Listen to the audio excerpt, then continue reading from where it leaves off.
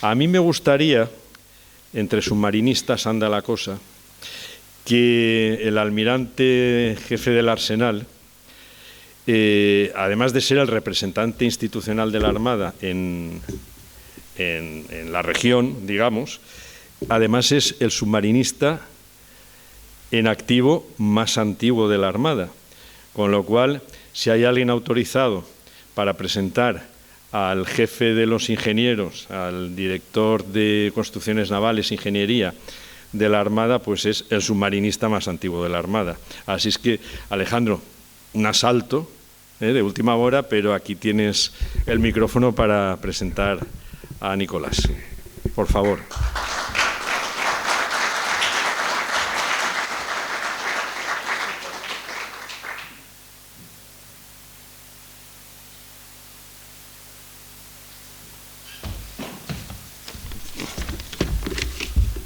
Pues buenas tardes a todos y presidente de la Fundación Frax, Matías, muchísimas gracias.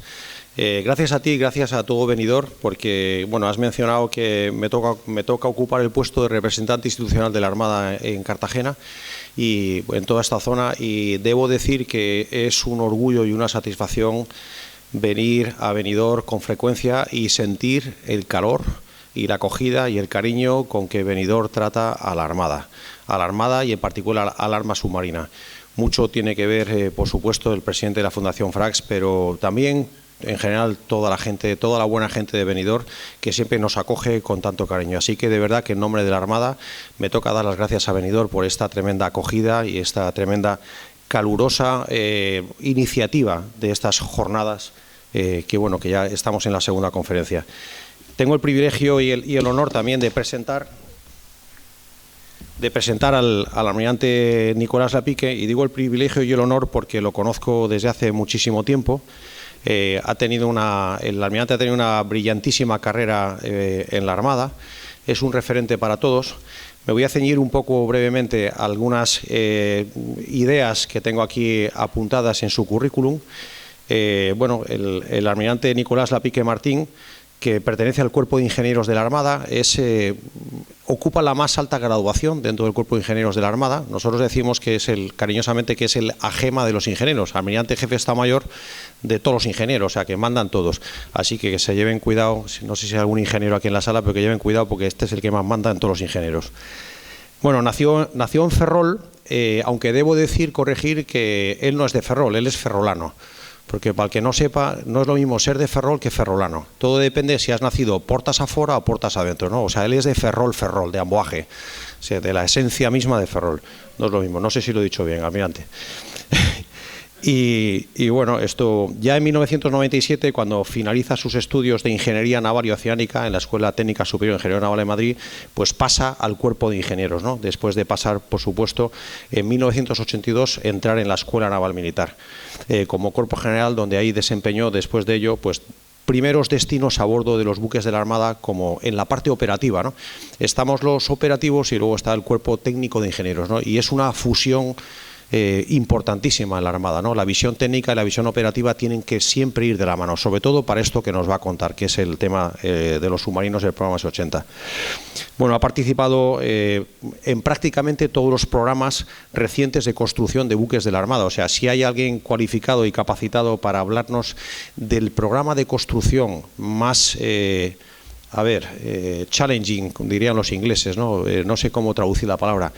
El reto más importante desde el punto de vista de la ingeniería naval que hemos tenido en la historia de España y, por supuesto, en la historia de la Armada, pues es el almirante del Cuerpo de Ingenieros, Nicolás Lapique, ¿no? Por supuesto, destacando, como digo, sus 8 años dentro del programa de submarinos S-80, donde ha sido jefe de programa directamente. En abril de 2021, siendo director del Canal de Experiencias Hidrodinámicas del Pardo, en Madrid, es promovido al empleo de contraalmirante y nombrado subdirector de mantenimiento de la Jefatura de Apoyo Logístico de la Armada. Y luego ya en septiembre de 2023 es promovido, ascendido al empleo de vicealmirante, empleo que ocupa en la actualidad, y nombrado almirante director de Ingeniería y Construcciones Navales de la Armada. O sea, es el número 1 en el escalafón de ingenieros de la Armada y además ocupa el puesto de más alta responsabilidad dentro de todos los programas de construcción naval que tiene la Armada española en este momento, ¿no? O sea que tiene trabajo. No sé si Alicia lo lleva bien todo esto, tanto trabajo de Colás, pero saca tiempo libre para dedicarse a su mayor afición, que es el Barça. Es un ferviente seguidor del Barça. Bueno, esto le trajo algún problemilla cuando era pequeño, pues su padre era del Real Madrid, él del Barça, vivieron ahí en Barcelona, se iba a ver los partidos de fútbol, el almirante, y ya se sabe que en todas las casas a veces surge algún traidorzuelo. Y sé que les trajo algún quebradero de cabeza, pero le queremos todos en la Armada a pesar de que sea del Barça, con todo respeto a los del Barça. Y nada más, les dejo con él porque la verdad que digo que esto es, la visión técnica del programa 80 es absolutamente fundamental, que la tengan todos ustedes o todos vosotros, y luego estamos ya los operativos, ¿no? Pero la parte importante y dura la tienen ellos, ¿no? Que esto funcione y funcione bien debajo del agua. Almirante, como dicen los ingleses, the floor is yours, muchas gracias a todos.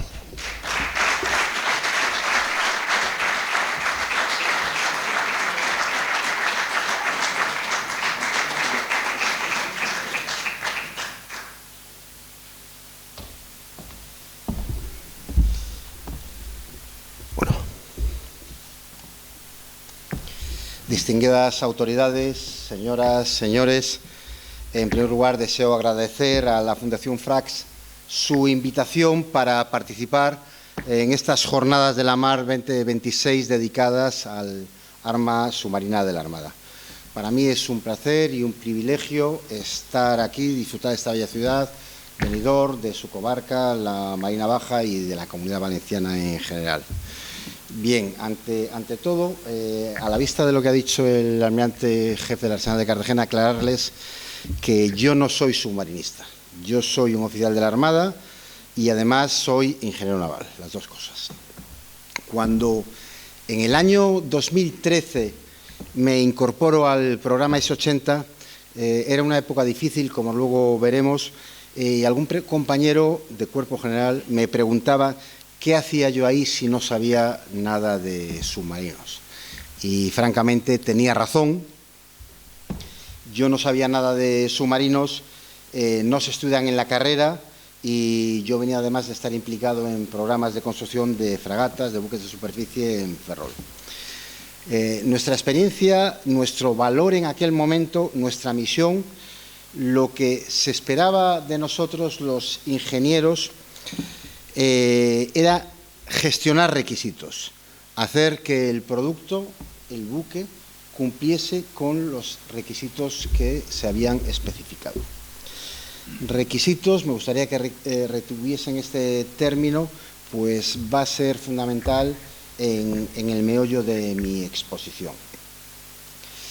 Por supuesto, como luego comentaré, todos los implicados en el programa de construcción de submarinos tuvimos que formarnos en diferentes disciplinas, a esto le voy a llamar disciplina con minúsculas, pero disciplinas no muy comunes en la construcción de buques de superficie, pero vitales, transversales, torales en la construcción de submarinos.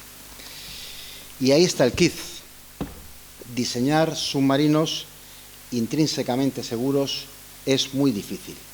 A día de hoy, solo 10 naciones, lo podemos contar con los dedos de la mano, entre ellas España, pueden presumir de esta capacidad.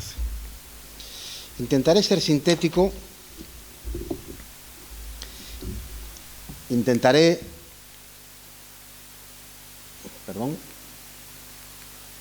comprendido. Ser sintético, intentaré no entrar en tecnicismos. Voy a intentar ser breve también, pero en algún momento, desgraciadamente, tendré que hablar de conceptos algo técnicos. Bien, no me corresponde a mí entrar a fondo en las raíces de los sumergibles y submarinos. A lo largo de este ciclo de conferencias organizadas por la Fundación, tendrán oportunidad de que submarinistas e historiadores egregios diserten en profundidad sobre los precursores, pero tengo que citarlos, pues mi argumento, el argumento de esta conferencia es que en algún momento tuvimos la capacidad de diseñar y que la hemos conseguido recuperar. Esa capacidad es diseñar submarinos. Lo que planteo es un falso debate, pues doy por hecho que en algún momento dispusimos de esa capacidad, la de diseñar. Y yo quiero creer que sí, quiero creer que don Cosme García, don Narciso Montuñol y el teniente de navío don Isaac Peral llegaron a ser diseñadores de sumergibles o submarinos. El garcibuzo de don Cosme, que tenemos en pantalla, los dos ictinios que diseñó y construyó don Narciso Montuñol, este es el ictinio 1, este es el ictinio 2, ambos con réplicas en el Puerto y Museo Marítimo de Barcelona. Este que ven en pantalla adicionalmente tiene una propulsión anaeróbica, esto es una propulsión independiente del oxígeno, se podía sumergir y por medio de unos catalizadores pues conseguían generar el oxígeno necesario para una combustión. Y por supuesto el submarino torpedero Peral constituyen el más claro ejemplo de que España fue precursora en el diseño de submarinos. Descubrimos al mundo esa capacidad, creo que es importante. Estamos hablando de la segunda mitad del siglo XIX, pero por diversos motivos que explicarán perfectamente siguientes oradores en otras sesiones, pero de los que quiero destacar, entre los que incluyo, pues divergencias técnicas, insidias, muchas insidias porque estamos en España, falta de visión estratégica, y la situación política española del fin de siglo XIX, dejó de lado esta técnica. Y no sería hasta 1915 cuando, con el liderazgo del por entonces capitán de corbeta Mateo García de los Reyes, creamos el arma submarina de la Armada. E iniciamos la adquisición de un submarino clase Holland en los Estados Unidos y 3 italianos de la clase Laurenti, bajo el amparo de la que en aquel momento se conoció como Ley Miranda. Son nuestros primeros sumergibles, la que denominamos clase A. Aquel primer submarino, el A01 de la clase Holland, había sido diseñado y construido por la Electric Boat Company, empresa norteamericana, que en adelante se van a quedar sorprendidos, citaremos en muchas ocasiones y con la que nos volveremos a encontrar en esta larga singladura. Como hablamos de diseño, voy a volver unos años atrás, estábamos en 1915, como he dicho, pues no quiero olvidarme del ingeniero español don Raimundo Lorenzo de Quibelí Monjustán, que puede considerarse el precursor del arma submarina alemana, al haber diseñado el U-1, construido en Kiel en 1906, primer submarino alemán de la historia y que hoy se conserva en el Museo de las Ciencias de Múnich. Como me han contado algo de don José Frax, que era algo aventurero, es curioso lo de este señor, don Raimundo, porque este nació en Viena, es nativo español, es reconocido español, pero vivió una época muy convulsa, fue pendenciero, fue aventurero, fue emprendedor y tuvo varias nacionalidades a lo largo de su vida. Fue espía también, es curioso, y cambió Alemania, Francia, fue acusado, estuvo en la cárcel, etcétera, etcétera, y es curioso y sería interesante que alguno de los historiadores, no está hoy aquí don Diego Quevedo, pudiesen profundizar en su vida porque hay poco escrito sobre él y sería interesantísimo. Pero retornemos nuestra línea temporal. Tras aquellas adquisiciones en el extranjero que cité, el astillero de Cartagena de la Sociedad Española de Construcciones Navales, lo que hoy en día luego fue Bazán y hoy en día es Navantia, comienza a entregar submarinos de la clase B basados en otro proyecto de la Electric Boat Company, denominado el F-105 Holland. F Holland es una mejora del anterior submarino que habíamos comprado, el clase A, que mejoraba precisamente las prestaciones de aquella clase A. Posteriormente llegaría la clase C, también bajo diseño de la Electric Boat Company, repito, no olviden el nombre de esta sociedad. Hasta ahora solo les hablo de que compramos diseños y construimos y hemos llegado a construir en España. Pero nuestra primera aventura en el diseño, tras la aventura del teniente navío Isaac Peral, fue la clase D, que no fue lo que se dice un éxito. Retrasos en la construcción, problemas con la propulsión, problemas de estabilidad, tecnologías obsoletas, etcétera, etcétera, etcétera, hizo que su valor militar fuese prácticamente nulo. Estábamos a mediados del siglo XX y, como hemos recalcado, podíamos construir, Cartagena podía construir, pero no daba con la tecla del diseño. Y llegaron los 60. Como parte de la cooperación con los Estados Unidos, llegaron los GAPI. GAPI es un acrónimo de Greater Underwater Propulsion Power, primeros verdaderos submarinos, porque contaban con snorkel, lo que les permitía desarrollar sus misiones siempre bajo el agua. Yo hasta ahora me he referido con los términos sumergible y submarino indistintamente, hasta que tuvimos estos GAPIs, nuestros buques eran sumergibles, eran buques que habitualmente navegaban en superficie y cuando tenían que hacer misión o atacar se sumergían, pero podían estar bajo el agua el tiempo que le durasen sus baterías. El verdadero submarino, el submarino navega habitualmente siempre bajo el agua y en ocasiones sube a superficie. ¿Cómo consigue navegar bajo el agua? Pues con ese snorkel, un tubito como el que llevan los buceadores con aletas en la boca, con el que consiguen obtener aire, y ese aire puede hacer que los motores de combustión funcionen y carguen las baterías.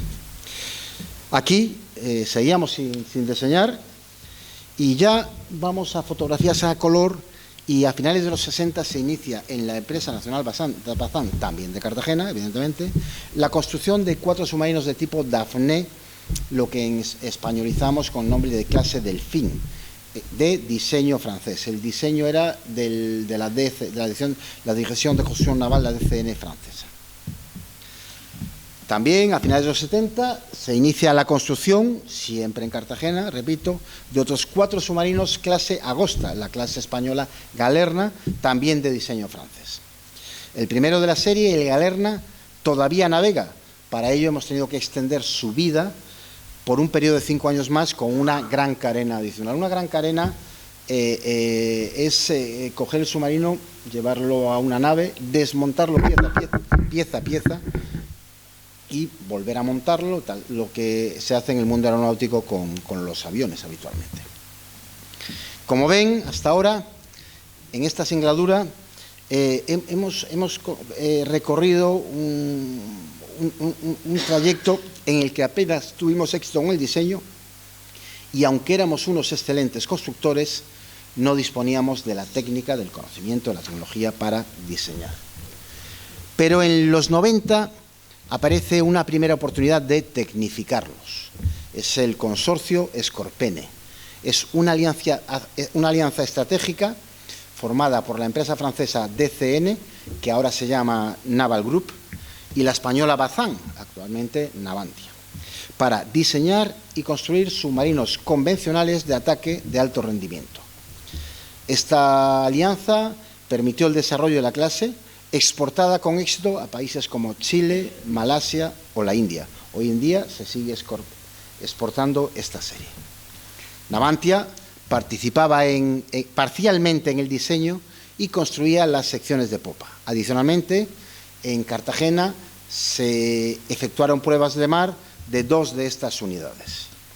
Pero discrepancias importantes en los beneficios y los derechos de la propiedad de ese diseño llevaron a estas empresas en 2009, después de unas disputas que empezaron aproximadamente en 2004, a un pleito en una corte francesa. Adicionalmente, la DCN acusaba a Navantia, ya se llamaba Navantia, de haber plagiado este diseño para desarrollar la serie S80, que se había iniciado, como luego veremos, en el año 2004. Este consorcio se rompe en el 2010. La Corte francesa da la razón a Navantia en cuanto a sus beneficios. El 21% de los beneficios de estas construcciones es de Navantia, pero prohíbe a Navantia emplear las instrucciones técnicas francesas en su programa S80, la doctrina técnica para construir. Adicionalmente, los franceses influyen en su gran base industrial tecnológica de defensa para vetar el acceso de Navantia a diferentes empresas suministradoras de los franceses. El resumen de lo tratado es lo que tenemos en pantalla. Es que durante todo el siglo XX, el astillero de Cartagena con diversas denominaciones, construyó diversas series de submarinos, pero siempre con diseños exportados. La única experiencia de diseño que afrontamos, la clase D, que está ahí en azul, no fue un fiasco. Fue un fiasco. Era un buque que habitualmente navegaba siempre en superficie. Sin embargo, el consorcio Scorpene alimentó la creencia de que estábamos preparados para diseñar. Estábamos convencidos en 2000, 2004, de que sabíamos diseñar. Lo cierto es que aún nos quedaba mucho camino por recorrer. Yo en ocasiones digo que equivocados estábamos. Sin embargo, con estos mimbres decidimos afrontar el programa S80, primer proyecto con diseño íntegro nacional. Voy a abandonar durante un par de transparencias la línea temporal de submarinos para exponer, porque es parte del problema, dónde nos encontrábamos en aquel momento en la construcción de buques de guerra de superficie. Navantia estaba entregando a la Armada las fragatas F-100, la clase Álvaro de Bazán, cuyo diseño era íntegramente español. Y había firmado y estaba construyendo las 5 fragatas de la serie F-310, clase Fridtjof Nansen, de la Armada noruega, también con diseño íntegramente español. Esto es, Navantia se había convertido en autoridad técnica de diseño de buques de superficie y doy fe que son unos buques excelentes. Las fragatas F-100, construidas, entregadas a la Armada entre el 21 y el 24, luego hubo una más en el 13, a día de hoy, con 20 años de edad, con 25 años de edad, cada vez que se integran en una agrupación de la OTAN, son la estrella de la agrupación, por varios motivos. El primero es por el dominio de la guerra aérea, que inmediatamente se lo pasan a la fragata española, y luego por la habitabilidad que tienen. El comandante de la Task Group lo primero que dice es: yo quiero ir a dormir a ese barco. Bueno, ¿cómo habíamos llegado hasta ahí? Yo identifico 3 etapas similares a la que reflejé en la transparencia anterior de los submarinos. Volviendo la vista atrás, podemos afirmar que en los 70 España empezó a construir buques de superficie con diseños importados de Estados Unidos. Es decir, comprábamos diseños y construíamos aquí en España.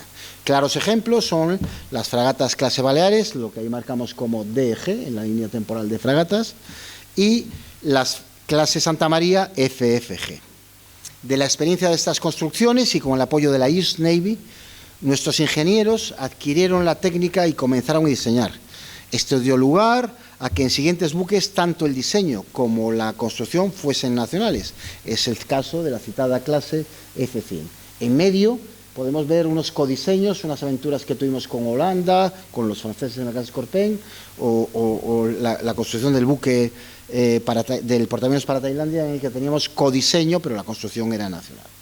O sea, el verdadero diseño propio nace básicamente con la fragata F-100. Y en una cuarta etapa, en un cuarto estadio, comenzamos a exportar estos diseños, bien construyendo en España o bien construyendo en el extranjero, como es el caso de los destructores australianos, AWD, vemos las banderitas de Australia, los LHD, los buques portaaviones, buques de desembarco para Turquía, los buques de apoyo al combate AOR para Australia, o recientemente un buque de aprovisionamiento en combate FSS para Reino Unido. Adicionalmente hay exportaciones a Turquía, a Marruecos y a otras naciones. Es por ello, bueno, antes me gustaría destacar que las naciones a las que se exporta además son de primer nivel, con armadas capaces de combatir en escenarios muy demandantes. Tal es el caso de la citada Noruega, de Australia, del Reino Unido o de Turquía. Es por ello que podemos calificar a todo este proceso, y por eso lo llamo así, de tecnificación en buques de superficie, como un modelo de éxito. Y es este éxito en buques de superficie el que generó euforia y autosuficiencia, y reforzó la idea de que estábamos preparados para diseñar submarinos, que podíamos ser autoridad técnica de diseño ATD de submarinos, tal como ya lo éramos en buques de superficie y tal como lo habían sido los franceses para nosotros en las clases Daphné Delfín Galerna que antes he comentado. En esta situación nos vamos al S80. En el año 2003 se emiten los requisitos de Estado Mayor del programa. Los requisitos de Estado Mayor contienen las expectativas de los operativos, de los submarinistas que tenemos aquí en primera fila. Esas son sus expectativas. En 2004 se firma la orden de ejecución con Navantia, el contrato, que contiene unas especificaciones de contrato. Estas especificaciones, los ingenieros cogemos los requisitos de Estado Mayor que nos entregan los operativos y lo transformamos en requisitos para el diseño y la construcción. Por eso hablo requisito. Estos son los requisitos que se le van a exigir a los buques una vez entregados y deben asegurar a su vez que cumplen con los requisitos que nos han pedido los operativos. Nos quitamos el lápiz de la oreja, comenzamos a dibujar, comenzamos a diseñar y, como adelanté anteriormente, en 2006 aproximadamente se produce un primer hecho traumático para el programa. Navantia, autosuficiente y eufórica, rompe con la DCN francesa y se inicia el proceso judicial que culminaría en el año 2010. La DCN en aquel momento era el tecnólogo que podía estar detrás del proyecto, pero esta ruptura descarta definitivamente que la DCN pase a ser nuestro tecnólogo, el que nos dé técnica y conocimiento, como nos lo había hecho los norteamericanos en la construcción de las fragatas que vimos antes. La Armada le propuso a Navantia ir recurrir a otro tecnólogo, la US Navy, Estados Unidos, y con ella que se trajesen a la empresa Electric Boat, aquella compañía a la que le habíamos comprado los primeros diseños de submarinos. Pero la SEPI y la dirección de Navantia en aquel momento lo descartaron. ¿Por qué? Vuelvo a lo de antes, porque éramos autosuficientes, creíamos que éramos autosuficientes. Comenzamos a hacer el trabajo de ingenieros, distribuimos requisitos a todos los actores del diseño y las compras, nos sacamos el lápiz de la oreja, como dije, dibujamos, diseñamos, primero un diseño conceptual, luego un diseño funcional, luego un diseño de detalle y comenzamos a construir con ese diseño los 4 buques secuencialmente. Hasta que en el año 2012 aparecen toda una colección de, abro comillas, pegas que hacen inviable el diseño. No desesperen, después hablaré de estas pegas, pero permítanme seguir con esta línea temporal que presento en pantalla. Ante esta situación, ahora sí, debemos acudir sí o sí a un tecnólogo. Llamamos a la puerta de la US Navy y se muestran, y voy a emplear la palabra, generosos para ayudarnos. Y con ellos viene Electric Boat como tecnólogo. Esto es, ambas organizaciones pasarán a ser nuestros consultores técnicos y asesores en una serie de disciplinas todavía con minúscula, asociadas al diseño y construcción de submarinos. Vuelvo atrás, perdón. Sí. En el año 2013 replanteamos el programa, revisamos lo hecho e iniciamos prácticamente desde cero un nuevo proyecto, prácticamente desde cero. Para ello, administrativamente, desde el Ministerio de Defensa se nos imponen una serie de limitaciones en el contrato y centramos todo nuestro esfuerzo en la construcción de un primer submarino. O sea, el contrato que teníamos con Navantia para construir 4 submarinos, dejad 3 de lado, nos dicen, centraros en uno. En el año 19, habiendo superado diversos hitos de ingeniería que demostraban, sin ningún género de duda, que este nuevo diseño que habíamos iniciado era viable, se firma una orden de ejecución complementaria, un contrato complementario con Navantia, que nos ampara para continuar con la construcción de los 4 buques del programa. Hasta entonces, como he dicho, trabajábamos con grandes limitaciones, y voy a hacer, gastando, es la palabra entre comillas, solo en el primero de la serie, como he indicado. Bueno, como saben, en noviembre del 23 se entregó a la Armada el S-81, a finales de este año se entregará el S-82, a finales del 28 y mediados del 30 se entregarán el S-83 y el S-84. Y adelanto, como habrán leído ya en la prensa, que estamos trabajando en requisitos operativos, requisitos de Estado Mayor, los que nos dan los submarinistas a los ingenieros, para la siguiente serie de submarinos. Pues bueno, tras la no viabilidad declarada en 2012, hecho traumático, fuimos atacados por muchísimos medios de comunicación. Algunos pues recogiendo verdades, pero otros malintencionados y probablemente soportados por la competencia de Navantia. Tal es así que en aquella época, 2013, 14, 15, 16, años durísimos, en los que el ahora capitán de navío Carrasco y el ahora vicealmirante Cuerda estaban allí implicados, dejamos de leer la prensa. No podíamos leer la prensa porque todas las mañanas teníamos un artículo en contra. La versión más difundida era que el buque tenía sobrepeso y se hundiría. Esto, como se pueden imaginar, somos malos, pero no tan malos. No era cierto, era una exageración. Lo cierto es que para determinadas misiones es posible que el submarino volviese a puerto mostrando prácticamente solo la vela. Y esto era ciertamente ridículo. ¿Qué es lo que nos había ocurrido? Como he repetido a lo largo de esta conferencia en diversas ocasiones, sabíamos hacer buques de superficie, maravillábamos al mundo con nuestras fragatas, pero intentamos trasladar este modelo de éxito en las fragatas al diseño de submarinos. Y bueno, voy a entrar en algo un poco técnico, pero espero no liarles ni confundirles. La ingeniería de sistemas con mayúsculas, ingeniería con mayúsculas, sistemas con mayúsculas, es una metodología que permite hacer un seguimiento de todos los requisitos desde que se generan hasta que se validan, esto es, hasta que se demuestra su cumplimiento. Yo suelo decir desde que el requisito nace hasta que el requisito muere. La causa raíz, la causa principal de la no viabilidad fue la elección de un modelo de ingeniería de sistemas con mayúsculas, ingeniería I mayúscula, sistemas S mayúsculas, no adecuado para un submarino. Sí para buques de superficie, que como he dicho antes, maravillábamos al mundo, y decidimos elegir el mismo modelo de ingeniería de sistemas, o sea, cómo tratamos un requisito desde que se genera hasta que muere. Y ahí fue donde francamente creo que nos equivocamos. Muchos requisitos del contrato, que estaban en el contrato, que teníamos que trasladar al diseño en el momento adecuado, no llegaron al diseño y por lo tanto tampoco llegaron al producto.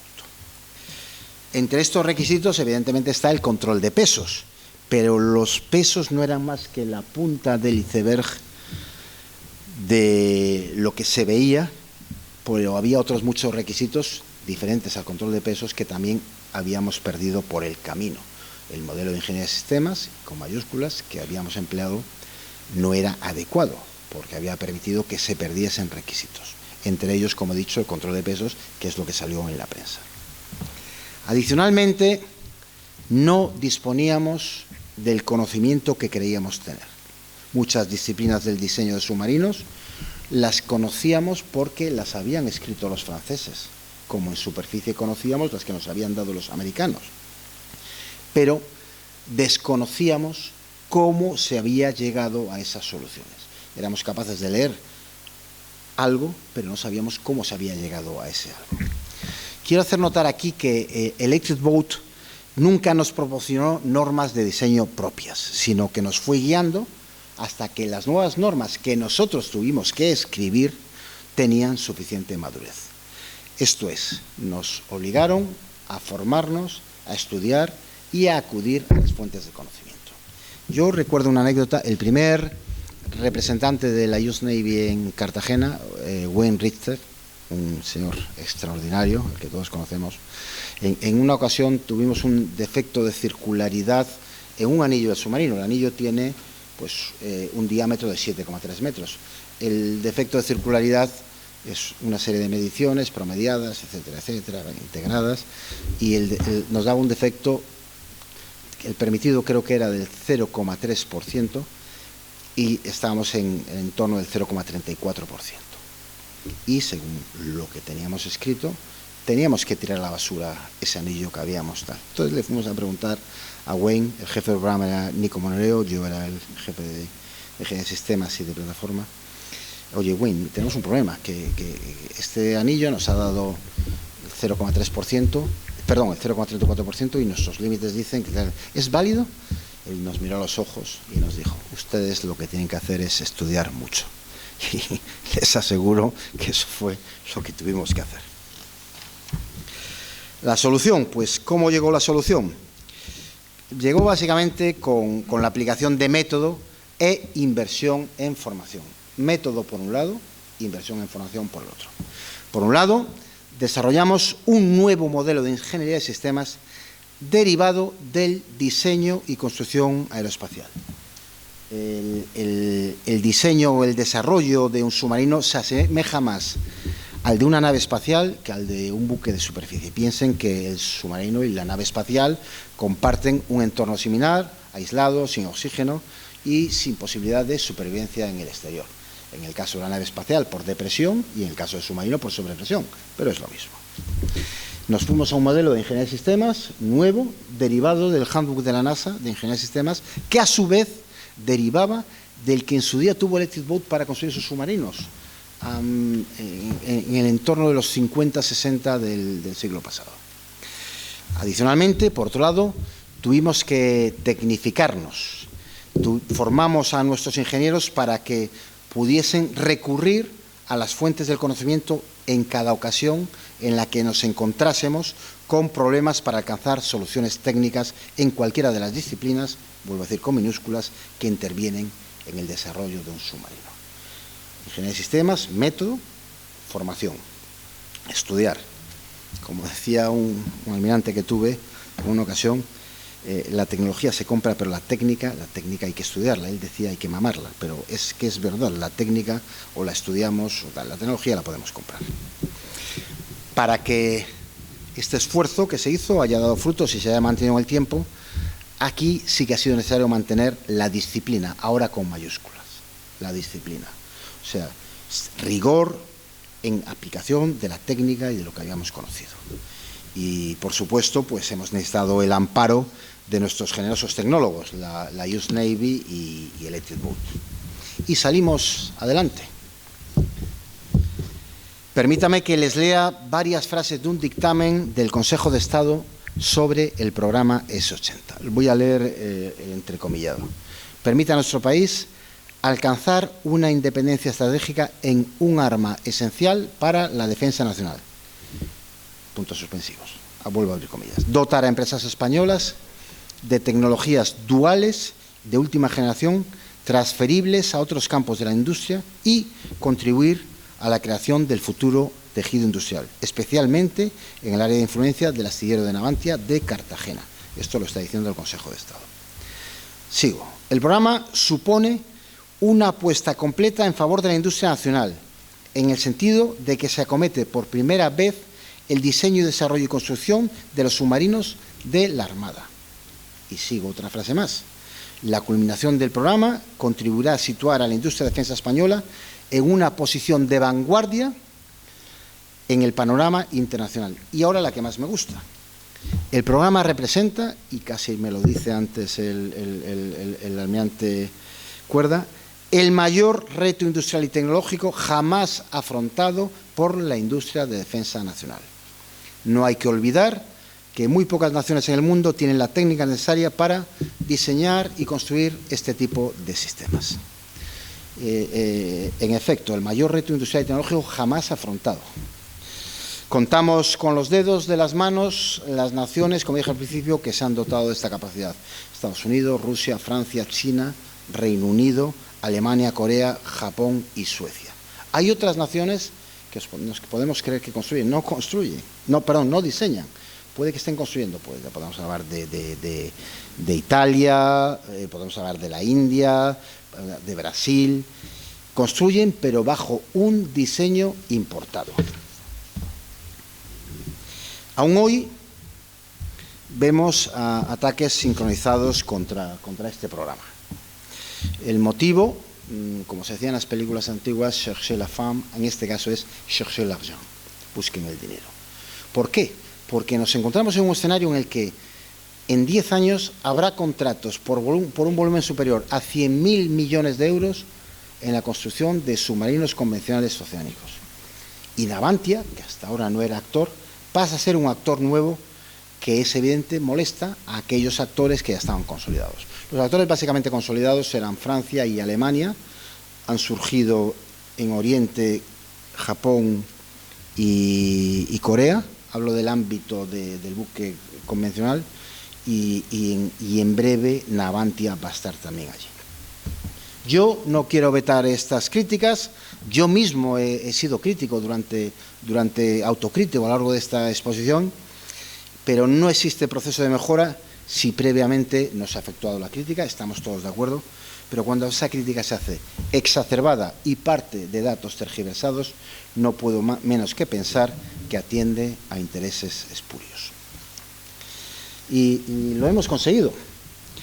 Tenemos una nave segura, importante, nave segura, porque metemos a nuestros oficiales, a nuestros marineros, a nuestros oficiales dentro, ¿tal? Un arma extraordinaria diseñada y construida en España. Cuando he tenido ocasión de navegar en el S-81 o visitar la construcción en Cartagena del resto de unidades, el 82, el 83 y el 84, yo me he encontrado con una dotación del 81, con unos trabajadores de Navantia y de sus empresas auxiliares y con unos ingenieros de la Armada que rebosan de orgullo y satisfacción por el trabajo que han realizado sus predecesores y el que ahora desarrollan ellos. Y con esto voy a finalizar mi exposición, en la que he pretendido recorrer en el tiempo cómo España, nación precursora del diseño de submarinos, ha recuperado esa capacidad. He querido mostrarles que no ha sido sencillo. He sido crudo en el análisis, pero es que ese decenio, desde la no viabilidad de 2013 hasta la entrega del Isaac Peral en 2023, la primera unidad de la serie, ha sido crudo y difícil. Los nombres de las siguientes unidades son Narciso Montirol y Cosme García, en honor de aquellos precursores, Isaac Peral, Narciso, Cosme, y Marteo García de los Reyes, en recuerdo del fundador del arma submarina de la Armada. Muchas gracias a todos por su atención y yo quedo a su disposición por si hay cualquier consulta o pregunta, que atenderé con la misma sinceridad con la que he pretendido impartir esta conferencia.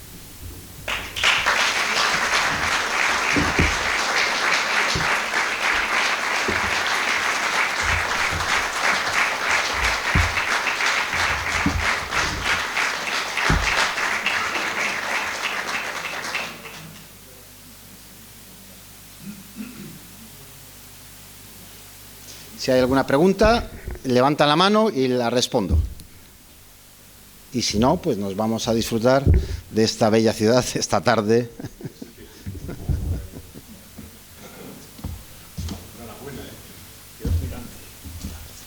Muy bien, hemos aprendido mucho. Lo que pasa es que también es cierto que da pena que cuando escuchas estas cosas, pues imaginan ustedes que en Francia, en Inglaterra, en Alemania, en Estados Unidos, la propia prensa se dedica a poner a parir a los suyos, ¿a qué no, verdad? Pero, y esto se lo digo a los que somos de Benidorm y hemos ido al Colegio Lope de Vega y tenemos una edad. ¿Os acordáis del Masiste, de don Alberto, que decía, es que siempre son los mismos? Pero, en fin, no quiero decir nada más. Tenemos un detallito, almirante, para que llevese un recuerdo nuestro de estas jornadas. Cuidado con la plataforma esta que la tenemos que arreglar con unos ascensores y demás. No es un submarino, pero como es de la Edad Media, pues era difícil conseguir una reproducción de una pieza del Museo Arqueológico Nacional Valenciano, por cierto, y que hemos pedido el recuerdo de Benidorm. Aunque esperamos que no sea la última vez, que regrese. Muchísimas gracias. A mí también me gustaría entregarte un detalle. El Cuerpo de Ingenieros de la Armada se funda en 1770 por una real cédula de Carlos III, que dice que atenderá las cadenas de los buques, atenderá las obras hidráulicas nacionales.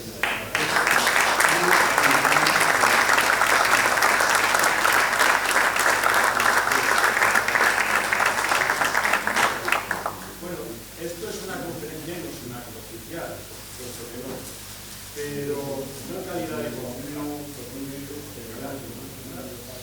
pero sí en calidad de historiador que hacía llamar a Francia para que